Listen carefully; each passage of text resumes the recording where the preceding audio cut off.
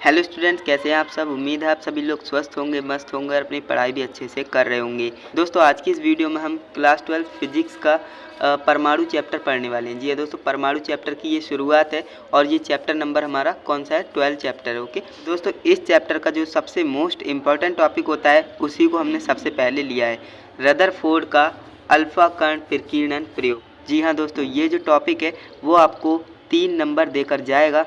तो ये टॉपिक बहुत ज़्यादा इम्पोर्टेंट है, इसलिए आप इस वीडियो को कंप्लीट देखिएगा। एंड काफ़ी आसान टॉपिक भी है, इसको मैं बिल्कुल आसान तरीके से आपको समझा दूंगा। पूरी एक्सप्लेनेशन आपको इस वीडियो में मिलने वाली है, तो वीडियो को कंप्लीट देखिएगा। तो चलिए दोस्तों, बिना टाइम वेस्ट किए वीडियो शुरू करते हैं।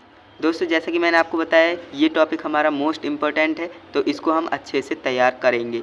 देखिए, आज की इस वीडियो में हमारा टॉपिक है रदरफोर्ड का अल्फा कण विकिरण प्रयोग, है ना।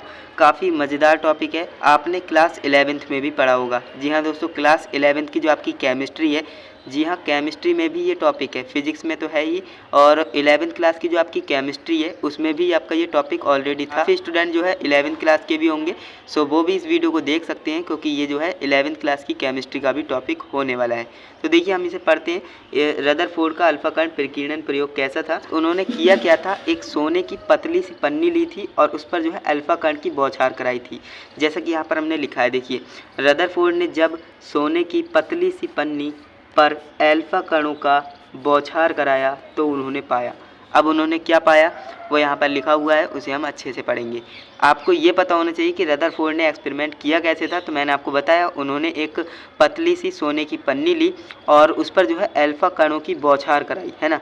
तो इससे उन्होंने जो है निष्कर्ष निकाले। निष्कर्ष कौन से हैं, तो वो यहाँ पर आपको निष्कर्ष देखने को मिल रहे हैं। तो निष्कर्ष को पढ़ने से पहले मैं आपको जो है यहाँ पर बना करके दिखाता हूँ डायग्राम, है ना, जिससे कि आपको सारी चीज़ें अच्छे से क्लियर हो सकें। देखिए, मैंने बोला कि रदरफोर्ड ने जो है एक पतली सी पन्नी ली थी और ये जो है पतली सी पन्नी है, सोने की पतली सी पन्नी है। ओके, तो दोस्तों, ये सोने की पन्नी है और पतली सी पन्नी है। ओके, अब रदरफोर्ड ने किया क्या, इस पन्नी पर अल्फा कणों की बौछार कराई। देखिए, बौछार कैसे कराई, उन्होंने इस तरह से जो है अल्फा कणों की बौछार कराई और जो है यहाँ इससे जो है उन्होंने निष्कर्ष निकाले। निष्कर्ष क्या निकाले वो मैं आपको बताता हूँ। ये देखिए, इस तरह से जो है उन्होंने अल्फा कणों की बौछार कराई। ये सारे अल्फा कण होने वाले हैं।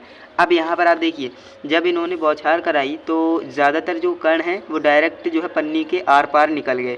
यहाँ पर आप देख सकते हैं, ये डायरेक्ट पन्नी के आर पार निकल गए, ये भी पन्नी के आर पार, ये सारे जो है पन्नी के आर पार निकल गए और मैक्सिमम जो थे ना वो पन्नी के आर पार ही निकले थे, देख सकते हैं।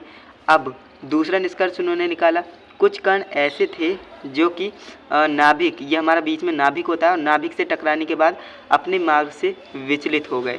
इस तरह से जो है कुछ कण ऐसे थे जो अपने मार्ग से विचलित हो गए। तो फ्रेंड्स, कुछ कण ऐसे थे जो अपने मार्ग से विचलित हो गए, देख सकते हैं। ये अल्फा कण यहाँ से आ रहा था और ये डायरेक्ट इस पन्नी के आर पार नहीं हुआ, वो थोड़ा सा विचलित हो गया अपने मार्ग से। ठीक उसी प्रकार ये भी जो है विचलित हो गया अपने मार्ग से। एंड इसके बाद बहुत कम ऐसे कण थे जो कि अपने मार्ग पर वापस लौट आए। जैसे कि ये अल्फा कण जा रहा है और ये नाभिक से बिल्कुल टकराया और इसी माध्यम में वापस लौट गया। यानी ये कण इधर से जा रहा था और ये टकराने के बाद अपने ही मार्ग पर वापस लौट आया। तो ये जो है 3 निष्कर्ष निकाले थे। और जैसे कि आप जानते हो, जो आपका अल्फा कण होता है उस पर कौन सा आवेश होता है, पॉजिटिव, है ना। अल्फा कण क्या होता है, पॉजिटिव होता है। और नाभिक, ये हमारा नाभिक है, तो नाभिक कैसा होता है, ये भी हमारा पॉजिटिव होता है ना।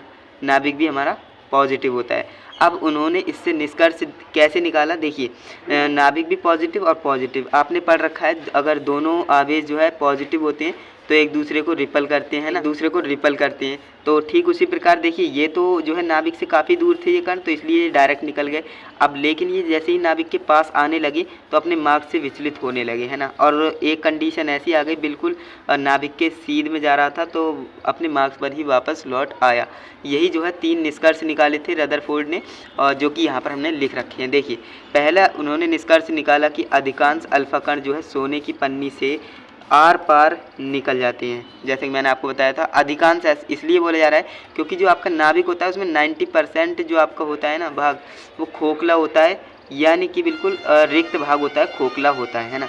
इसलिए जो है अधिकांश अल्फा कण जो है सोने की पन्नी से सीधे आर पार निकल गए। ठीक, दूसरा हमारा पॉइंट है कुछ अल्फा कण अपने मार्ग से विचलित हो जाते हैं, यानी कि कुछ अल्फा कण ऐसे भी थे जो कि अपने मार्ग से विचलित हो गए, है ना। नेक्स्ट हमारा पॉइंट है बहुत कम, देखिए, तथा बहुत कम ऐसे अल्फा कण थे जो कि अपने मार्ग पर वापस लौट आए, यानी कि बहुत ही कम ऐसे जो है अल्फा कण थे जो कि अपने मार्ग पर वापस लौट आए। तो ये आपको ध्यान रखनी है, ये 3 पॉइंट आपको याद रखनी है। अगर आप ये बोर्ड में लिख देंगे बोर्ड एग्जाम में तो आपको फुल ऑफ फुल मार्क्स मिलेंगे, है ना। कोई भी नहीं रोक सकता आपको मार्क्स लेने से, है ना। अब देखिए नेक्स्ट आपका जो है यहाँ से नेक्स्ट टॉपिक आता है जो कि इसका ही देखिए, उपरोक्त प्रेक्षणों के आधार पर निम्न निष्कर्ष प्रतिपादित किया, यानी कि यहाँ से कुछ रिजल्ट निकाले।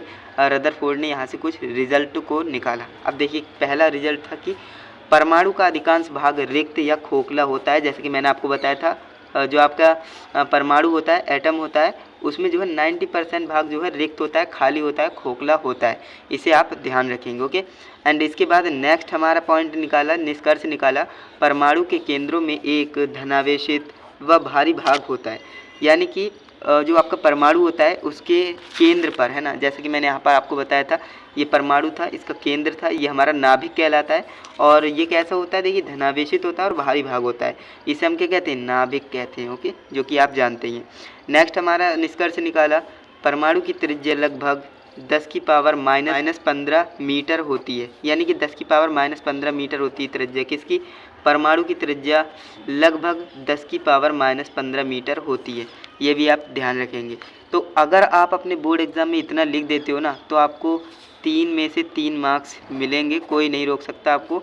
ये जो है बिल्कुल अच्छा एक्सप्लेनेशन हो जाता है। अगर आपका ये बोर्ड एग्ज़ाम में टॉपिक या क्वेश्चन आ जाए रदरफोर्ड का अल्फ़ा कण प्रकीर्णन प्रयोग, तो आप इतना लिख देंगे ना तो आपको पूरे में से पूरे नंबर मिलेंगे, कोई भी नहीं रोक सकता आपके नंबर लेने से, है ना।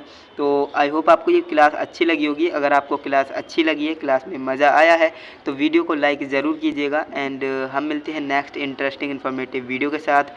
तब तक के लिए जय हिंद, वंदे मातरम।